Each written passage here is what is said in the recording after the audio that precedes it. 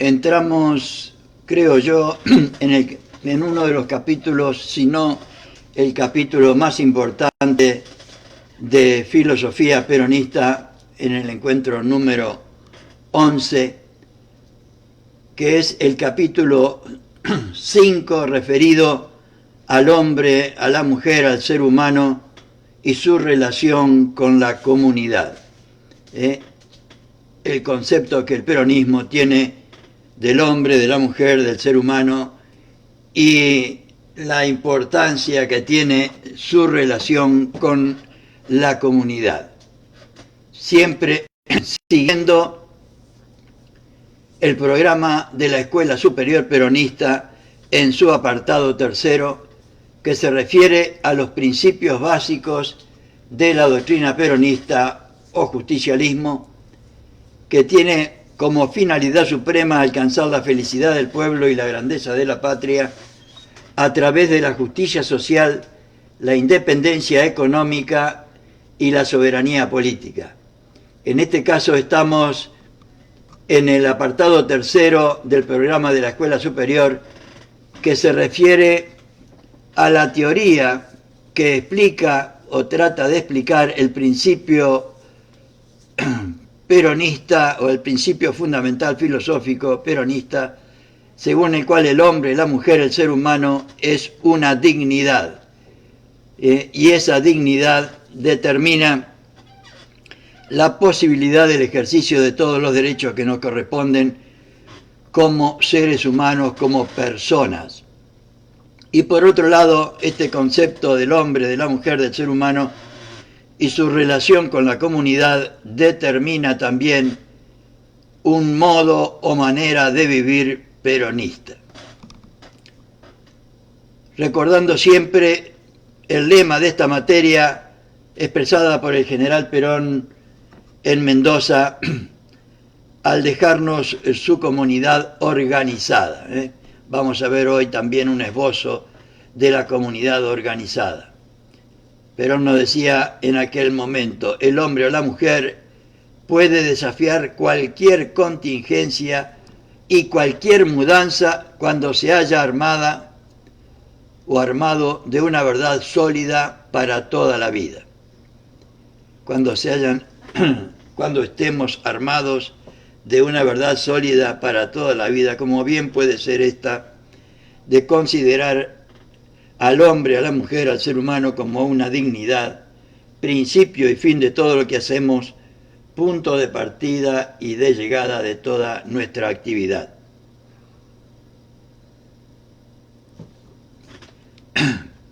Y recordamos, como en todos los encuentros, el esquema de la doctrina peronista en lo referido al principio fundamental filosófico, que lo expresamos recién en forma sintética. El hombre, la mujer, el ser humano es una dignidad. Por lo tanto, es principio y fin en sí mismo, o sea, tiene valores individuales. Es punto de partida y de llegada de todo lo que hacemos. El hombre, la mujer, el ser humano, para el peronista tiene una función social, tiene valores sociales, que es lo que vamos a ver fundamentalmente hoy. Y también el hombre, la mujer, el ser humano, para nosotros tiene valores espirituales, y es, como vamos a tratar de comprender hoy, armonía de materia y espíritu.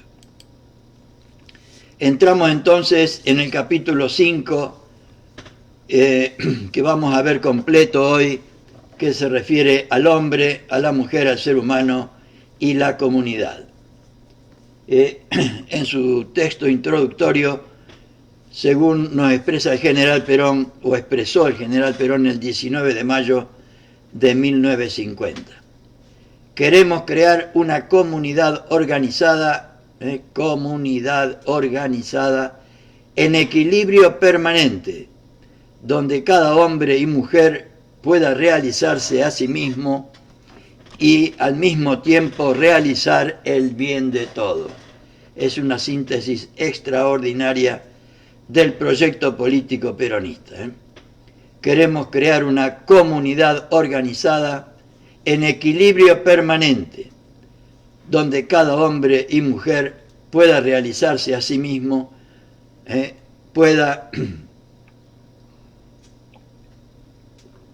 tener la posibilidad del ejercicio de todos los derechos, pueda realizarse a sí mismo como persona, como ser humano, y al mismo tiempo contribuir a la realización del conjunto.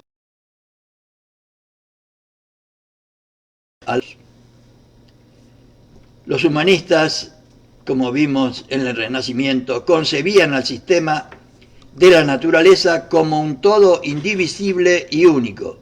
Esta es una de las ideas fundamentales que toma Perón de estos intelectuales de aquella época.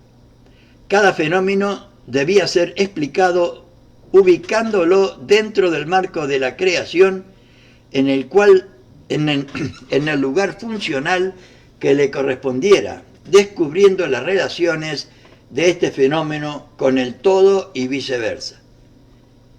Los descubrimientos de Galileo en lo referido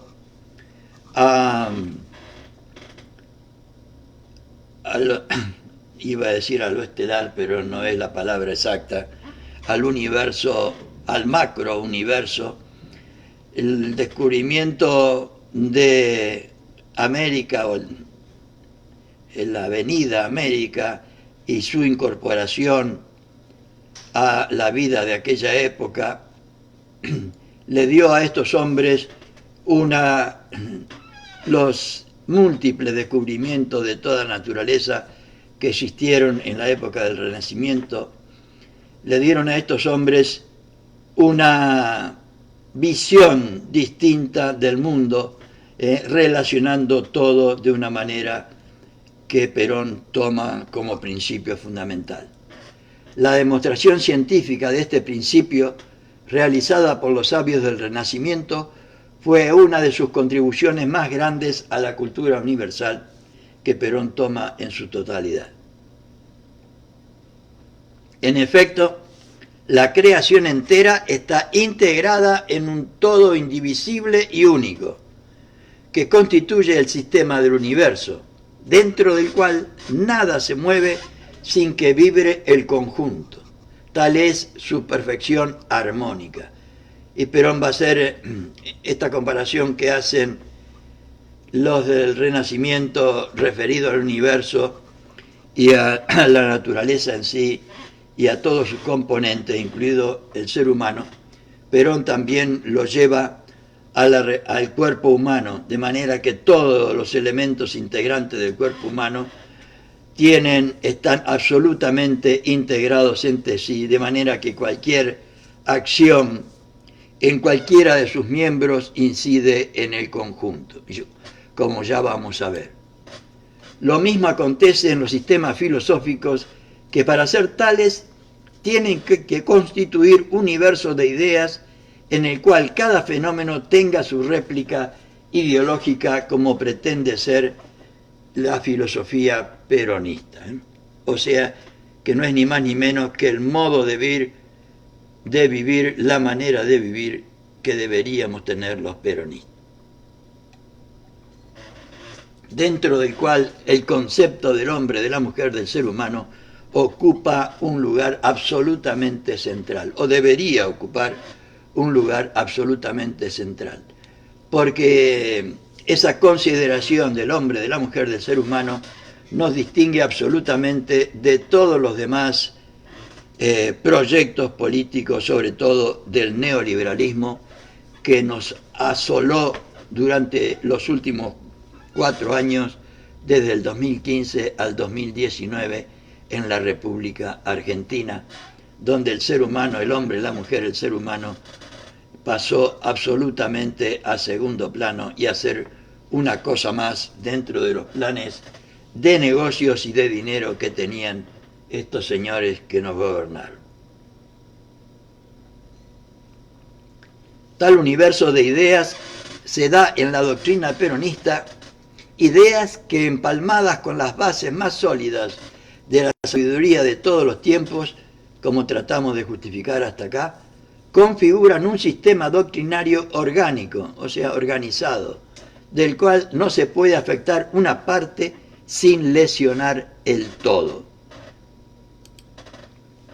El principio dominante de nuestro sistema ideológico, escuchen esto que es central en el peronismo, el principio dominante de nuestro sistema ideológico es el de la armonía entre los opuestos, o sea, el fiel de la balanza, diríamos. En otros términos, la fuga de la inestabilidad de los extremos hacia el punto de equilibrio de los mismos. Una balanza, la fuga de la inclinación de la balanza hacia cualquiera de los extremos. La fuga de la inestabilidad de los extremos hacia el punto de equilibrio de los mismos, y en términos corrientes, tercera posición, que como ya hemos visto, la tercera posición peronista ocupa, es el punto central de la doctrina peronista. Por eso tenemos una tercera posición intelectual, o sea, el hombre, la mujer, el ser humano. No es esa. La tercera posición intelectual se refiere a que Perón no es ni idealista ni materialista, es realista. Es realista. Para el peronismo, la tercera posición antropológica, el hombre no es ni material ni espiritual, es armonía de materia y espíritu. La tercera posición sociológica, el hombre no es ni individual ni social, es un ser, es una armonía de personalidad y sociabilidad, como vamos a ver, o como ya hemos visto en otra parte.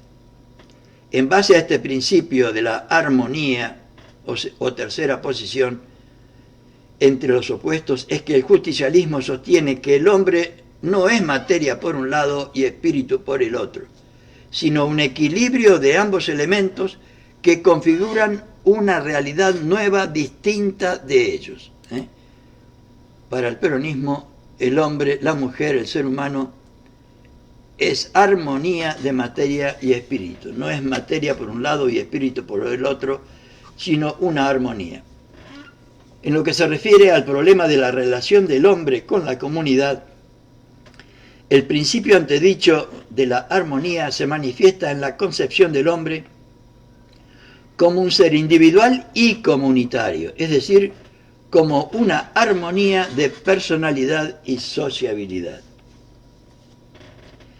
Tal concepción del hombre es el fundamento de la idea de la comunidad organizada, es decir, de una comunidad armónica, en la cual cada hombre pueda realizar, cada hombre o mujer desde ya, pueda realizarse a sí mismo, esto es, desplegar su personalidad y pueda al mismo tiempo realizar el bien de todos, es decir, el bien general, el bien de la comunidad.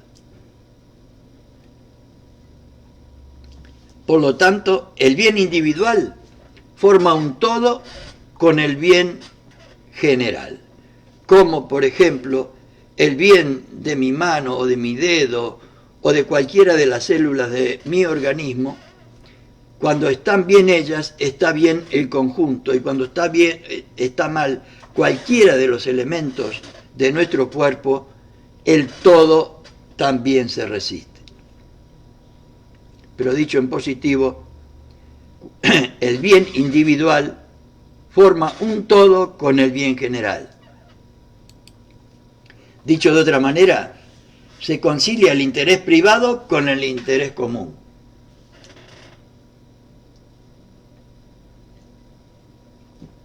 Lo que pretende el peronismo es la felicidad del pueblo, que no es ni más ni menos que esto que estamos hablando acá, la realización, brindar la posibilidad de que todos los seres humanos integrantes de él este país tengan la posibilidad del ejercicio de todos los derechos que le permitan la realización de su personalidad. Y esa realización de la personalidad de cada uno, vista en conjunto, va a ser lo que constituya la grandeza de la nación a través de la utilización de lo producido por todos en beneficio del conjunto del pueblo.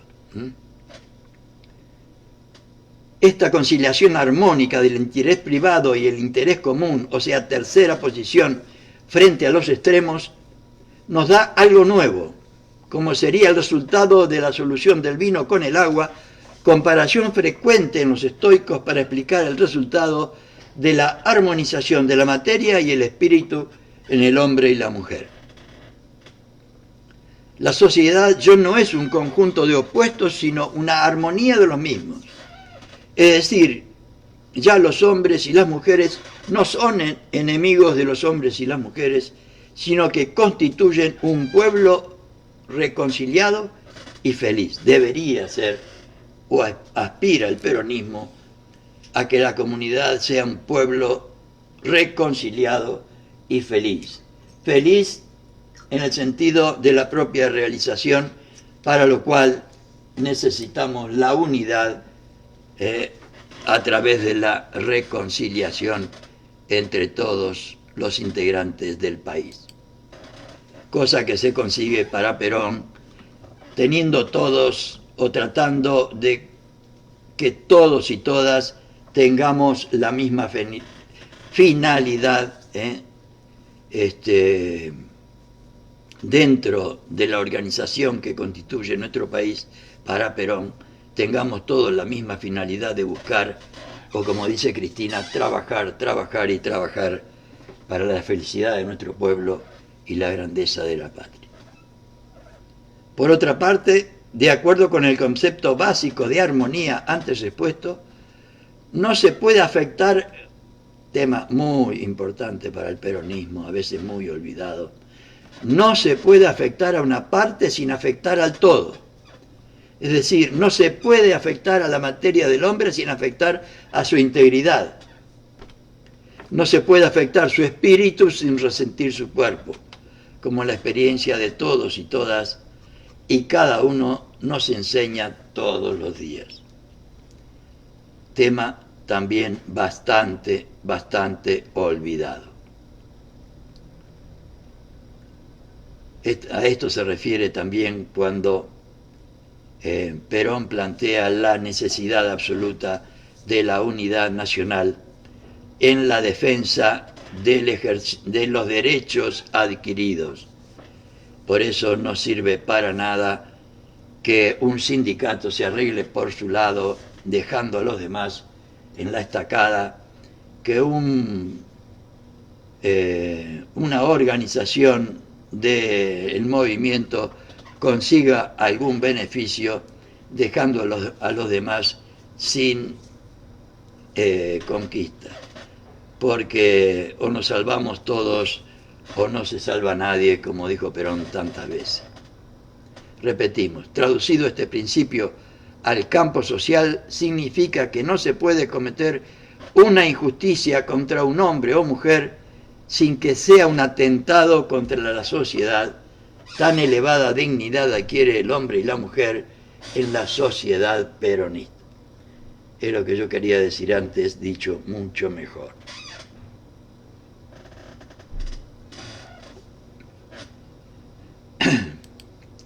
Vamos a ver el hombre, las características dichas por el mismo Perón, que para él tiene el hombre, la mujer, el ser humano, en su definición. Y Perón lo dice así: levantamos la bandera de nuestra doctrina en defensa del hombre y la mujer, por supuesto. Perón, en aquella época se usaba la terminología del hombre para referirse al ser humano, el hombre, a la mujer, al ser humano, al chico y al grande.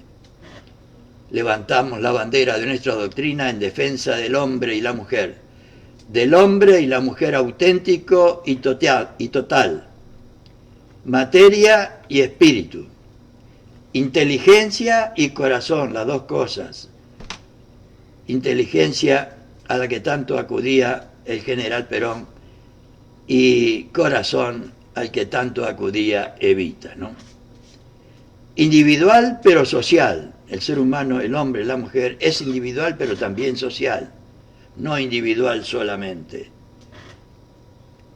Es material pero trascendente. Es limitado pero infinito. Y Perón seguía explicando. Así es el hombre y la mujer para la doctrina justicialista del peronismo. Y con esa concepción enfrentamos a un mundo que se derrumba. Lo decía en 1952. Estamos a... Hoy es 10... No, hoy es 3. Hoy es 3 de marzo de 2020. Esto lo dijo en 1950, 5 de septiembre de 1952. Así es el hombre para la doctrina justicialista del peronismo. Y con esa concepción enfrentamos a un mundo que se derrumba precisamente por haber destruido al hombre, a la mujer, como pretendieron hacer estos últimos 4 años. Y nos proponemos levantarlo nuevamente sobre sus ruinas hasta devolverle a las alturas de su excelsa dignidad humana. Y nos proponemos levantarlo sobre sus ruinas como las que nos dejaron los que nos gobernaron estos últimos 4 años, hasta devolverle a las alturas de su excelsa dignidad humana. Esa es la tarea de todo y toda peronista. Al tratar el tema del hombre y la mujer dentro de nuestra filosofía político-social, lo consideramos o la consideramos también desde el punto de vista de sus relaciones con la comunidad. Para nosotros no existe el hombre o la mujer aislado, existe el hombre en comunidad, en relaciones con la comunidad. Pero es necesario, para poder tratarlo así, disponer previamente de un definido concepto de su estructura intrínseca, es decir, no ya relacionándolo con los demás hombres, sino con el resto de la creación, o sea, con el cosmos. Cada sistema filosófico tiene su concepto propio acerca de lo que es el hombre o la mujer, el ser humano en general. La filosofía peronista tiene también el suyo, que hemos expuesto de manera somera en el transcurso de los diferentes problemas tratados, como hemos hecho ya en los 4 capítulos que hemos visto. A fin de precisar este concepto, haremos una breve reseña de lo que se ha dicho sobre la naturaleza del hombre en las distintas épocas por parte de las diversas escuelas, como para que veamos la diferencia con lo que hemos dicho referente al concepto del hombre, la mujer y el ser humano que tiene el peronismo. El cotejo de las diferentes concepciones acentuará los perfiles de la nuestra. Por la comparación a la clarificación, tal es el propósito que nos ha guiado en todos los casos. Los primeros filósofos griegos, absortos en la contemplación del mundo material que los rodeaba, identificaban al hombre y a la mujer con dicha realidad. Lo consideraban una cosa, un cuerpo como cualquier otro. Pero ya en el amanecer de la especulación filosófica, la criatura humana no se resigna a aceptar que sea solo cuerpo, y llega a distinguir en sí un algo superior a lo que llama alma, mente o espíritu, ya en los griegos. Heráclito de Éfeso, que vivió en 544 o 484 antes de Cristo, filósofo de la Grecia antigua, dice que en el hombre hay una chispa de la sustancia estelar y que esta chispa es su alma. No encontrarás los límites del alma aunque avances por todos los caminos, tan profunda es su medida, dice en un fragmento.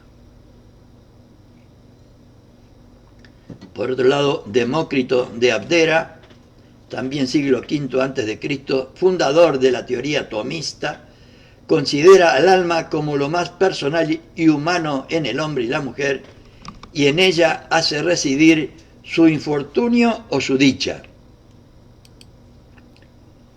El cuerpo es una tumba, afirmaba patéticamente Pitágoras, filósofo del siglo VI a.C., y el alma está sepultada en ella. Es decir, que cuerpo y alma no forman una realidad, sino que son dos cosas distintas para Pitágoras. Parménides, no sé, siglo VI o V antes de Cristo, el filósofo presocrático más importante, sostiene que el hombre y la mujer es materia sensible por un lado y participación del nous, o sea, del espíritu por otro, y que en la medida en que se une al espíritu es inmortal y divino. Sócrates, que vivió del 470 al 399 antes de Cristo, como ya dijimos en el capítulo 2, centra su preocupación en el hombre, en sus problemas morales especialmente. Sostiene que el hombre es cuerpo, materia y una realidad superior, el espíritu. Platón, del 427 al 347 a.C., cimenta su doctrina en una concepción dualista del hombre, que después se va a extender en toda la filosofía también. Una concepción dualista del hombre, cuerpo y alma son los elementos constitutivos del mismo. Por otro lado, Aristóteles, que vivió en el 384 a 322 a.C., parte del dualismo platónico de cuerpo-alma, pero modifica profundamente su sentido. Para él no están separados, como sostiene Platón, sino indisolublemente unidos. El alma es la forma del cuerpo, el cuerpo es animado, el alma es lo que realmente lo hace ser cuerpo. Y Santo Tomás de Aquino, que vivió de 1225 a 1274, el filósofo más importante de la Edad Media, sostiene que el hombre es espíritu y materia, dándole prioridad al espíritu, pues afirma que el alma es la fuerza formadora y organizadora del cuerpo. Por otro lado, Erasmo de Rotterdam, el más influyente de los humanistas renacentistas, dice del hombre que es un animal monstruoso por ser compuesto del ánima, que es cuasi divina, y del cuerpo, que es como una bestia muda. En cuanto al cuerpo, en muchos aspectos los brutos nos hacen ventaja, pero en cuanto al ánima, podemos pasar de vuelo sobre los espíritus angélicos y hacernos muy semejantes a Dios. Si a este cuerpo no se le hubiera injertado esta alma, fueras como una bestia, dice Erasmo de Rotterdam. El filósofo francés René Descartes, de 1596 a 1650, inicia filosóficamente la Edad Moderna con un modo nuevo de filosofar. Parte del sujeto pensante como lo único real, el idealismo y el subjetivismo a rajacincha. Pienso, luego existo, y definirá al hombre como una cosa que piensa, a todo el hombre como una cosa que piensa, a todo el hombre por una sola de sus facultades, cosa que el peronismo no comparte. Toma la parte por el todo.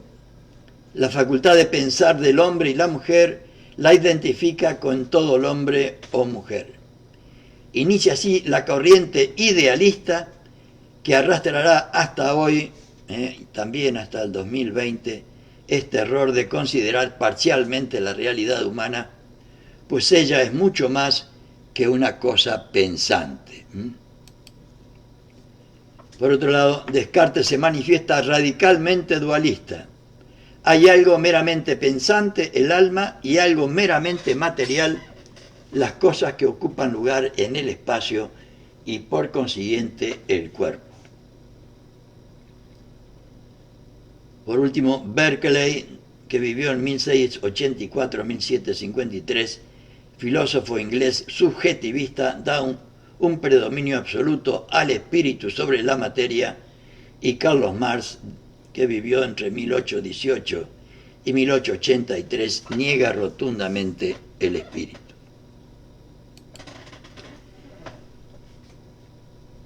En toda la filosofía moderna, el hombre como tal, en su realidad integral de materia y espíritu, está ausente, pues el campo filosófico se divide en posiciones extremas, idealistas o materialistas.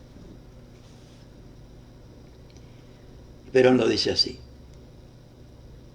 en Comunidad Organizada, o sea, en el Congreso del 9 de abril de 1949. Hemos pasado de la comunión de materia y espíritu al imperio pleno del alma, a su disociación y a su anulación final. Frente a esta tendencia unilateral, la filosofía justicialista sostiene que el hombre es armonía de materia y espíritu, unidad de cuerpo y alma espiritual, una armonía de materia y espíritu.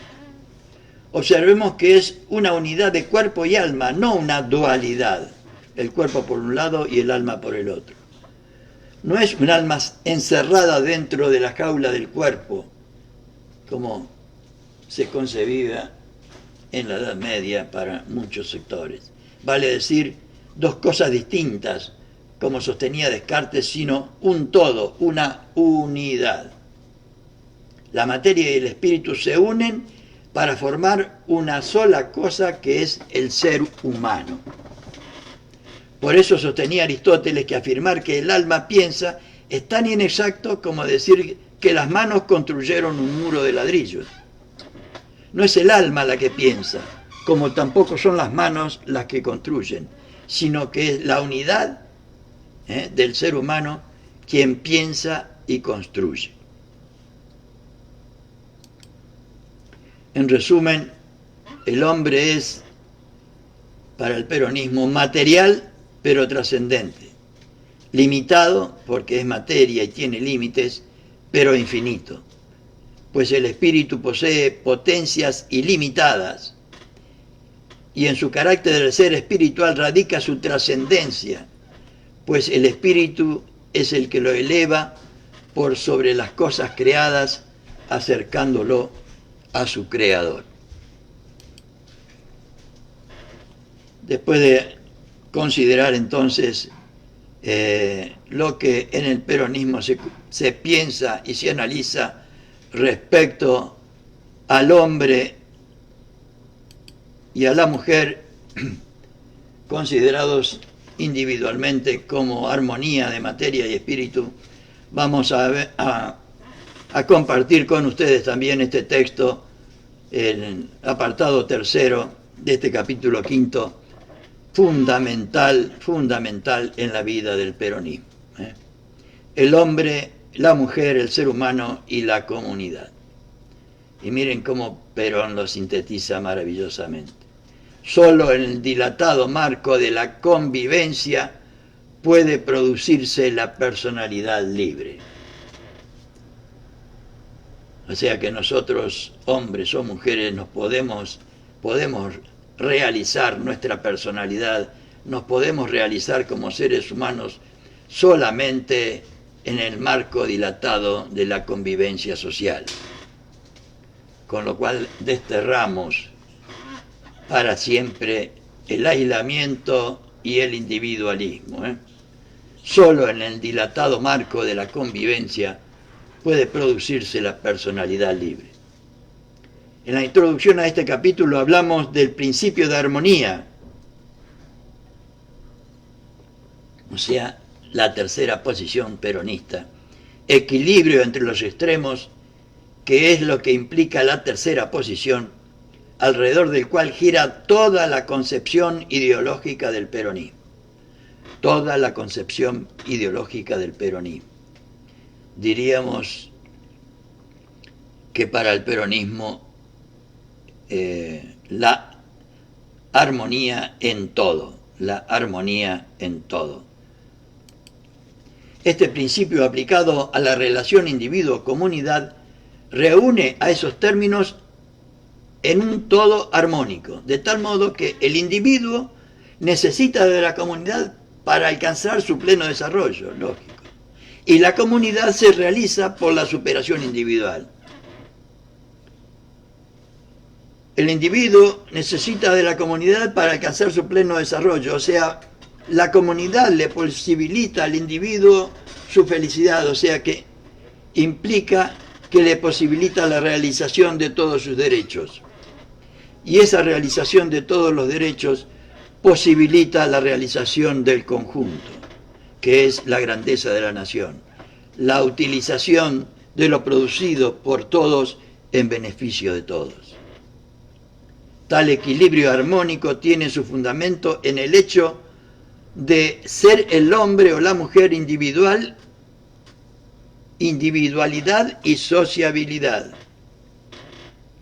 No es reconocido así ni por la filosofía individualista liberal ni por la filosofía del colectivismo. Por eso digo yo tantas veces, o he repetido muchas veces, que para mí el peronismo es la mejor alternativa al neoliberalismo mundial que nos azota, nos ha azotado en la Argentina durante 4 años y sigue azotando al mundo. Para la primera, o sea, para el liberalismo, el hombre es solo individualidad, no tiene ningún vínculo intrínseco, es decir, esencial con la sociedad. Planteado así el problema de la sociedad, resulta un elemento completamente extraño al hombre, fuera de su naturaleza, como si el hombre pudiera existir fuera de la comunidad. O como se decía en otra parte, como si el hombre o la mujer pudiera vivir solo en una isla, ¿no? Absolutamente apartado de todo, una mentira y una falacia total. No hay, por lo tanto, ninguna posibilidad de armonización entre ambos términos, pues ellos son antitéticos. La sociedad resulta un elemento completamente extraño al hombre, fuera de su naturaleza, para el neoliberalismo y el neoliberalismo. El individuo pretende resolver esta situación dando primacía, el individualismo pretende resolver esta situación dando primacía al individuo sobre la sociedad. A esta falsa posición responden las teorías que recurren al contrato social para explicar el origen de la sociedad. Haremos una rápida exposición de estas teorías poniendo el acento en su concepción del hombre. Hobbes, que vivió entre 1588 y 1679, filósofo inglés famoso por su obra Leviatán, sostiene que el hombre y la mujer no tienen ningún sentimiento social por naturaleza, como no tuvieron los que nos gobernaron estos últimos 4 años. Algunos piensan y lo realizan así, sin ningún sentimiento social para los demás, sino que en estado natural el hombre, la mujer, el ser humano, es solitario, huraño, brutal y sucio, es decir, esencialmente antisocial. Lo aprendieron bien los que nos gobernaron estos últimos 4 años, a Hobbes. La sentencia en que se apoya el hombre, lobo del hombre, homo homini lupus, que dicen los latinos, el hombre es lobo del hombre, expresa la actitud del hombre antes de entrar en sociedad. Pensamiento de Plauto, que era un poeta latino. Homo hominis, homini lupus, dativo. El hombre es lobo para el hombre. Como todos los hombres son iguales entre sí, continúa Job, nace un estado de lucha permanente para poner fin al cual celebran entre sí un pacto de respeto mutuo, mejor diríamos de no agresión, del cual surge el Estado.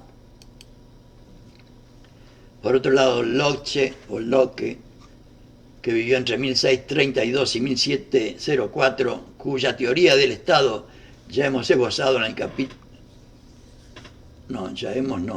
ya esbozaremos en el capítulo 7, sostiene que el hombre es pura individualidad que solo se une a sus semejantes por interés. Y muchos viven así, Miren ustedes de dónde surgen las conductas de muchos de nuestros conciudadanos, El gran y principal propósito de los hombres y mujeres al unirse en comunidades y al colocarse bajo un régimen es la preservación de la propiedad. Por eso para algunos el único valor es el dinero y los negocios. Juan Jacobo Rousseau, que vivió entre 1712 y 1778, llega a la teoría del contrato social, siguiendo una imaginaria evolución humana. El primer antepasado del hombre no es un lobo ni un sabio. No tiene sociabilidad, pero tampoco es agresivo, es bueno. La civilización luego lo corrompe. Rousseau explica la transición de este estado de inocencia del hombre y la mujer al estado de corrupción de la siguiente manera. La evolución de la humanidad empezó casualmente el día en que alguien inventó algo. De ahí nació la primera reflexión, el primer orgullo de superioridad. A este primer progreso fatal, dada la capacidad de perfección del hombre, siguió la etapa venturosa de la Edad de Oro, tiempos patriarcales en que los hombres y mujeres vivían libres, sanos, buenos y felices. Mas esta felicidad duró poco. El progreso de la técnica y la explotación de las tierras promovieron las diferencias entre los hombres. Los poderosos comienzan a esclavizar a los débiles, desapareciendo así la libertad. Se desencadenan las pasiones, provocando un clima de anarquía general. El error a este estado de anarquía impulsa a los hombres a celebrar un pacto del cual nace el Estado, que tiene por finalidad asegurar la libertad y la igualdad para todos. El individualismo moderno, pensemos, compañeras y compañeros que me están viendo o escuchando, que esto fue escrito en 1953-54, y miren cómo la historia es casi siempre la misma. Por eso la importancia de conocerla, como para no dejarse engañar una vez más. El individualismo moderno nace de estas teorías que niegan el carácter social del hombre. Y los que nos gobernaron estos últimos 4 años lo practicaron a rajacincha. Si se considera la sociedad como una creación de los mismos hombres y no como una realidad derivada de la naturaleza del hombre, los individuos deberán desplegar sus posibilidades prescindiendo de las aspiraciones y derechos de los demás, claro. Tal es, en síntesis, la concepción individualista de la relación hombre-comunidad que termina en la explotación del hombre por el hombre, del hombre por la mujer y de la mujer por el hombre. La explotación del hombre por el hombre, del ser humano por el ser humano. Por otro lado, la filosofía del colectivismo, por el contrario, desconoce la individualidad del hombre, exagerando su característica de sociabilidad. Por lo tanto, el hombre solo puede realizarse a sí mismo por medio de su incorporación más completa a un todo social generado por una autoridad. Esta filosofía niega al hombre al considerarlo parcialmente y niega a la sociedad porque ésta desaparece bajo el Estado. Esta concepción concluye en la explotación del hombre y la mujer por el Estado. Por otro lado, la filosofía peronista, como hemos dicho al comentar el tema, al reconocer los caracteres esenciales del hombre y la mujer, de individualidad y comunidad, plantea en términos de armonía la relación hombre-comunidad. Sostiene con Aristóteles que es inconcebible el ser humano fuera de la sociedad. El hombre que vive aislado, sea porque no es capaz de participar de los beneficios de la asociación política, o porque se basta a sí mismo y cree inútil participar en ella, no pertenece a la sociedad y por consiguiente ha de ser un bruto o un dios, es decir, materia sin alma espiritual o puro espíritu. Pero el hombre, armonía de materia y espíritu, necesita de la sociedad para subsistir y perfeccionarse, las dos cosas. Para subsistir y perfeccionarse. Aristóteles en su Política dice: el hombre y la mujer es un ser naturalmente sociable, y el que vive fuera de la sociedad por organización y no por efecto del azar es ciertamente o un ser superior a la especie humana o un bruto. La filosofía peronista coincide en este aspecto con el pensamiento aristotélico. Sostiene que la sociedad es natural al hombre, no nace de la voluntad de sus componentes, como sostienen los filósofos que afirman que nace de un pacto o de un contrato entre los mismos integrantes.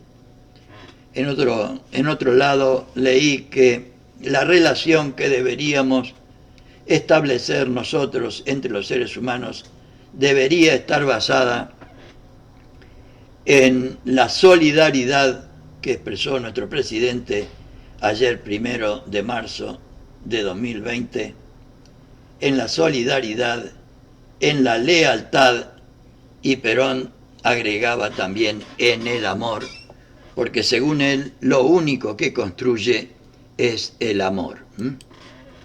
Es un hecho de fácil observación que el hombre, la mujer, dada la precariedad de sus fuerzas físicas, morales e intelectuales, está impulsado a entrar en cooperación con sus semejantes, de modo que solo en el marco de la convivencia social puede desplegar su personalidad. Y con esto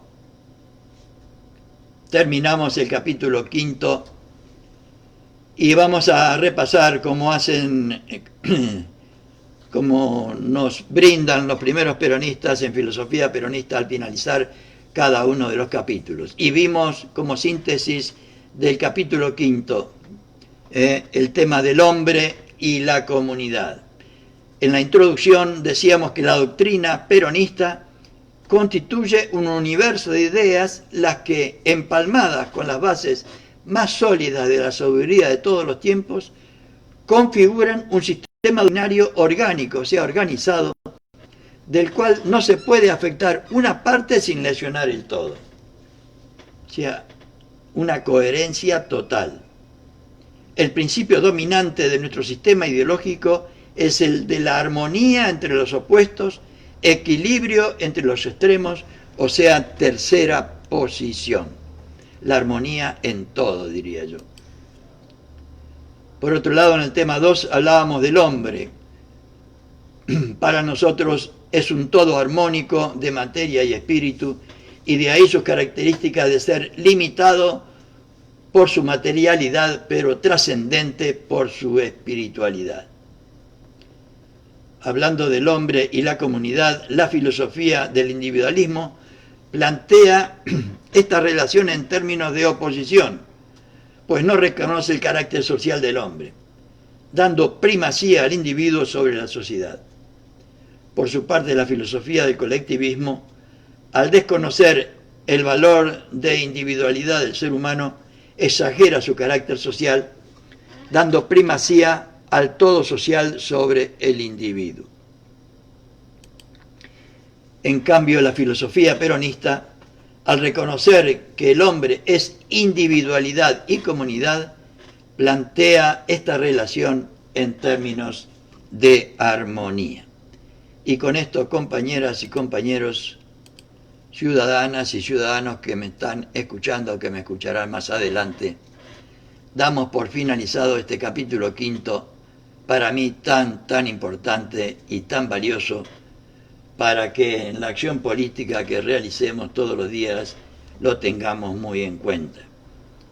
Para nosotros, el hombre, la mujer, el ser humano es una dignidad, el hombre es armonía, el hombre, la mujer es armonía de materia y espíritu, y ningún hombre, ninguna mujer se puede realizar fuera de la comunidad. Hablamos siempre del hombre y la mujer insertos en la comunidad, como nuestras células están insertas en nuestro cuerpo. Y cualquier daño a cualquier integrante de nuestra comunidad nos debería doler como si fuera un daño realizado a nuestro propio ser. Muy buenas noches a todos y a todas.